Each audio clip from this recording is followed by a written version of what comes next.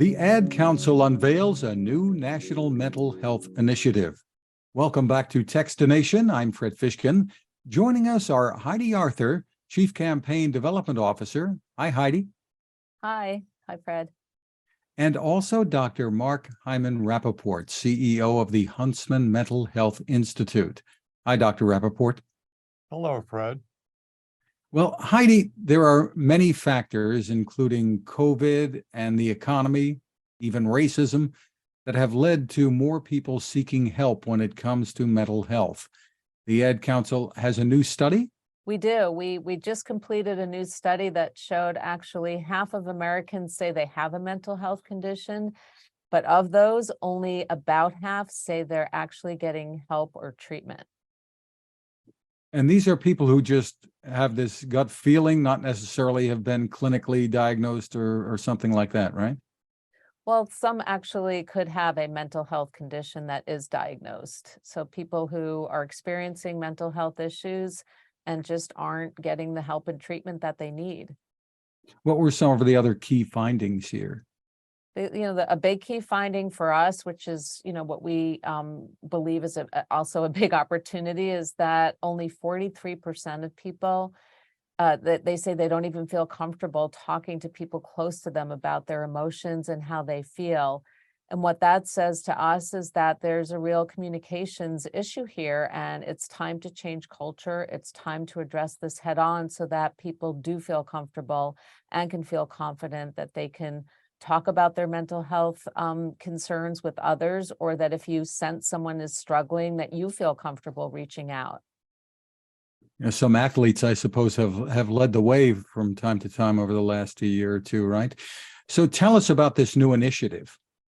So the new initiative is quite large. Our goal is to unite marketers, media companies, nonprofit organizations, health organizations behind common messaging so that we can cut through the clutter, really have one voice with messages that are tailored and customized for each audience that's struggling. And importantly, to develop resources that are culturally relevant so that people can feel that they can get educated, understand what they're going through, and get connected to help or treatment if they need it. And Dr. Rapaport, the Huntsman Mental Health Institute is playing a key role here, starting with a $15 million contribution.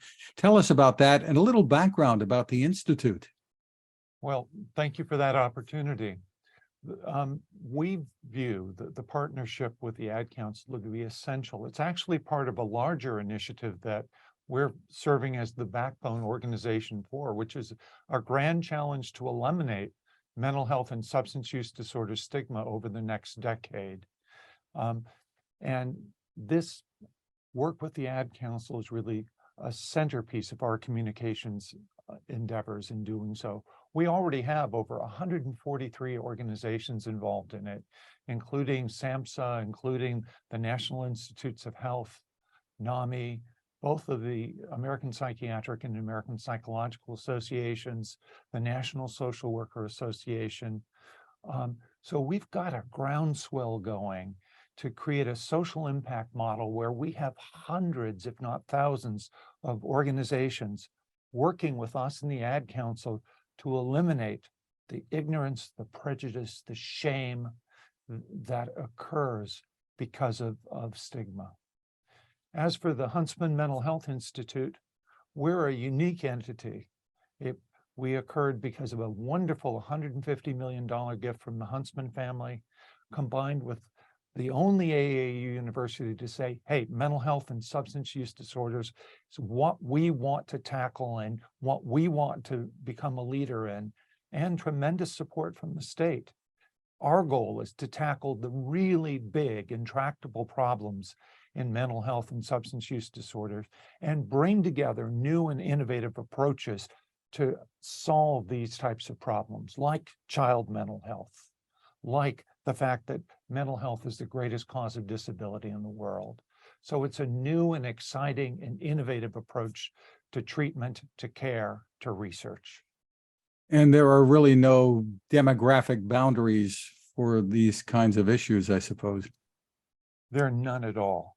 No, I mean, millions are impacted. I think we've all experienced it firsthand in our communities, in our homes, in our schools, and in our workplace.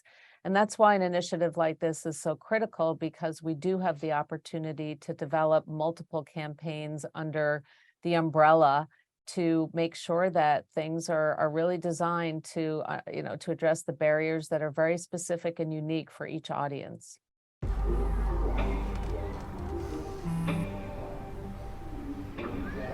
I don't know why you're so sad. You've got a roof over your head. You gotta stop with that depression stuff. That's what white people think. You all right? It just feels like it's coming from everywhere. Do you want to talk about it? You can talk to me if you're feeling sad. Whenever you need to talk, I'm here, okay?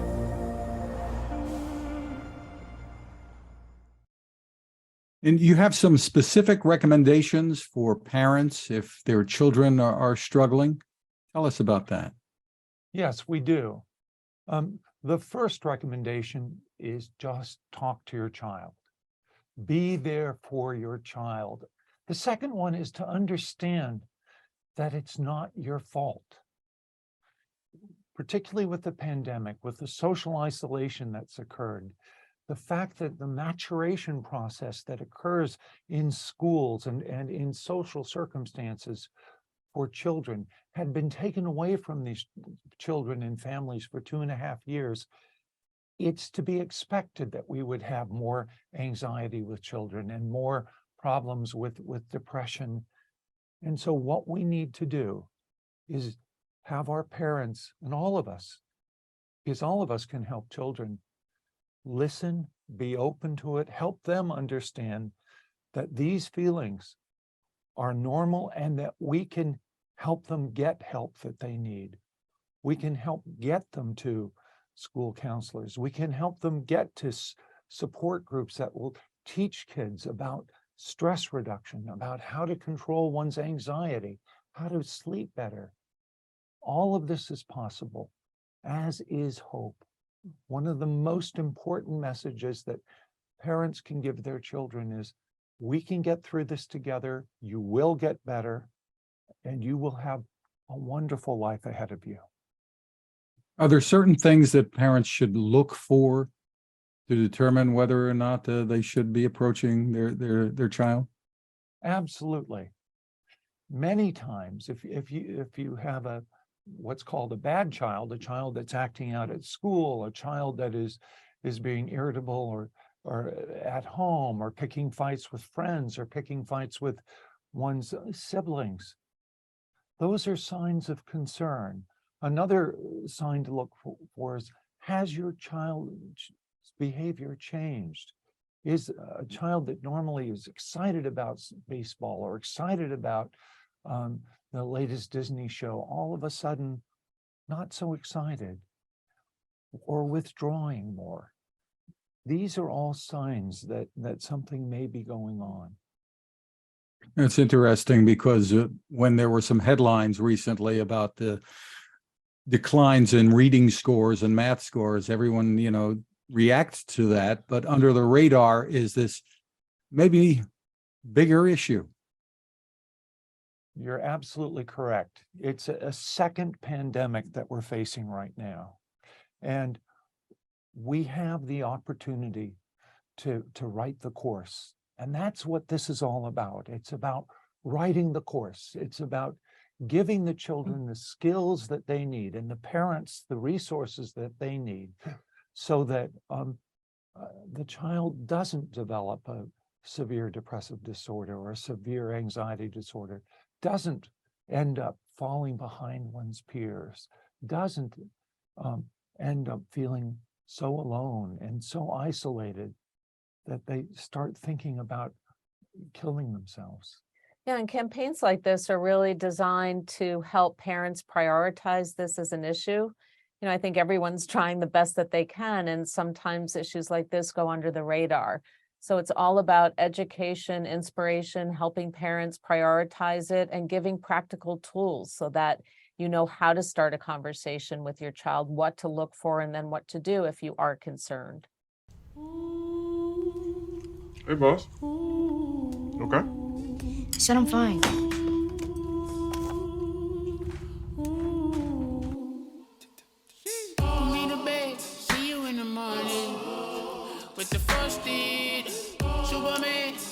wasn't on it. And we lost it. You can talk to me.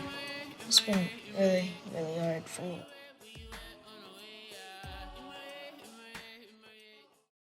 Heidi, where can people go for more information? For more information on this initiative, people can go to adcouncil.org/mental-health. Well, congratulations and thank you for taking this on. Heidi Arthur and Mark Rapaport, thanks for spending time with us. Thanks for having us. Thank you very much.